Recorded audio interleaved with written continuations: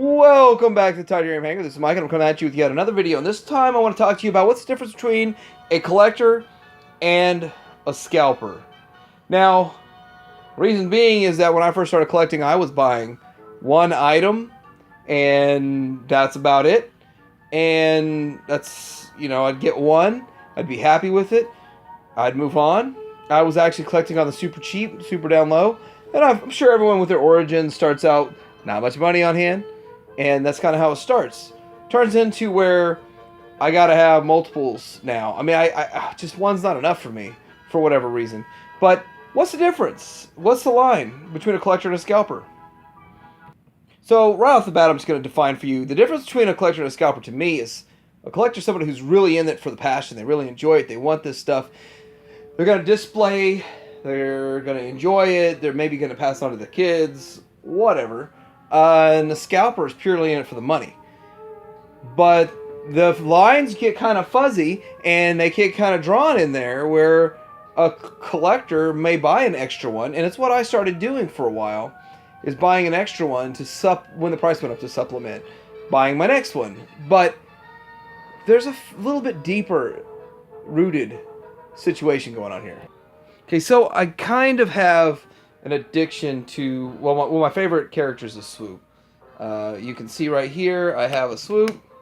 I actually have quite a few Swoops. And I've got some other Dinobots, and I actually didn't really care about the rest of the Dinobots, kind of like Swoop and Grimlock. And so I got quite a few of them. But then it turned into a shelf like this was so counterbalanced. Like when I only had 3 sludges at the time, I was like, well, 5 sounds good, I guess. And I actually started going after those. But what I did with this collecting of Dinobots, I went after any Dinobot I could get for $10 or less, specifically Swoop, but that was really hard because it was such an expensive figure. I got a Swoop video coming, talking about all the things I love about Swoop, and I'm going to pull every one of these Swoops out. Some of them are just parts ones, but they deserve to be in the video.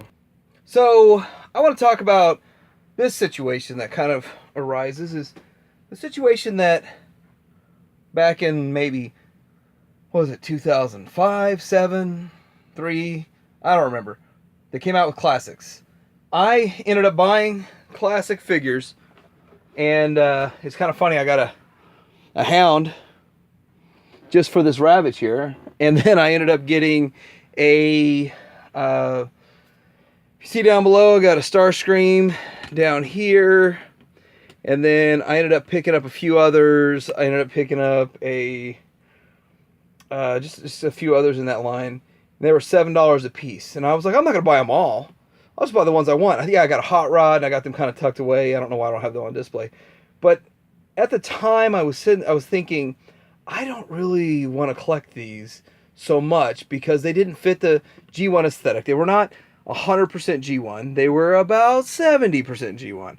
They did not, neither mode looked good except for in the Seekers. They nailed the Seeker. Hot Rod was about 85%. And Hound, I didn't care about Hound at all. I just cared about Ravage. And you're going to see my Ravage video, and you're going to see my entire Ravage collection. And I'm going to show you, that's another obsession of mine. There's about 10 figures that I have a weird obsession with. But getting to that, I was wanting to get another Hound to open. My sealed Hound is actually in the attic. And then there's those Ravages. But I wanted a second one to open. I was like, oh yeah, I'll go on eBay, and like maybe they're worth 10 or 12 bucks now. Couple years later, they were worth 50. They were selling for 49, 50, 56. And that got me thinking. Well, first off, I can't get my second Hound, so that I can't get my second Ravage. And I wish I would have bought 2 when I was standing there looking at 5 on the shelf. And I got to thinking, well, why don't I buy a second, third, or fourth, sell them down the road to fund future endeavors? And therein lies the fuzzy line that I walk. So does buying 5 Swoops make me a scalper? I don't think so. And here's why I don't think so. The reason I don't see that buying 5 Swoops makes me a scalper is because anybody in the entire world can order Swoop at MSRP off of Amazon right now. You can order 10, you could order 20, you could order 30 for the $16.99, which I think is too much. It's inflated price. It should be $12.99 or $13.99 or maybe $14.99 at the max. $16.99 is too much, but this character I love, so I'm going to get behind it. I'm going to buy a bunch of them. But I don't think that makes me a scalper. Now, then y'all are probably sitting there looking at the Gamorrean Guard and going, oh, you went out and bought the Gamorrean Guard. Well, guess what? My town does not get these. I cannot get these by going to my Target. I go to my Target every single truck day. Well, except for today, it was truck day. But I had other things going on. But you cannot get those there because they will not stock this. They will not carry this. I had to drive to the largest city in my entire state and go to 2 Targets to get this many. And one of them I had to ask the guy to get them from the back.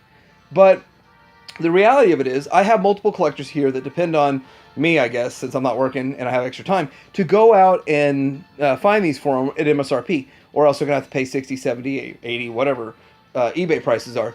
And, you know, I help them out. But I also think that the Gamorrean Guard is a troop builder. You need more than one. Who has just one Gamorrean Guard? I mean, in my vintage ones, I have at least 10 vintage ones to make a scene. Or cause a scene. So the next thing I want to talk about is these AT-ATs. Now, back in the day, I bought a total of 8. Yes, the Legacy / Vintage Collection AT-ATs I bought a total of 8. Now, I spent 100 on one. I think I spent like 90 on the other. And then I spent 50 on the other. 5 or 6, whatever. And I have since sold all the blue box ones. And there was a time where they were $50 at Walmart. So I guess I paid $55 or whatever after tax at Walmart. And the whole thing was that a collector buddy of mine was standing there talking to me, and he pointed it out, and then I went around. But I still left 3 of them out there in all of my town. And so there's opportunity for other collectors around here to grab some. I just picked the ones with the best boxes, and then of course I resold them. But I didn't buy it simply to resell. I just wanted a little army of them, and then I saw the price go up, and I said, okay, well, I'm going to go ahead and buy that. I mean, sell that. But I want to point out that I really wanted these in the vintage collection boxes, and it makes the display a lot better. And so that's kind of why I held on to them. But, you know, I'm probably going to sell some of these to make myself feel better about the sell barge investment that I just made. So lastly, I want your feedback on this. I've got some friends that actually say I'm a hoarder because when I like a particular figure, I buy a lot of them. And in fact, I don't even sell them.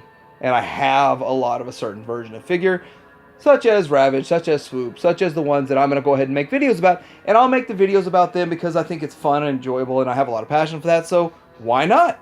And leave some feedback, like, dislike, whatever. Subscribe, and Tidarium Hanger out.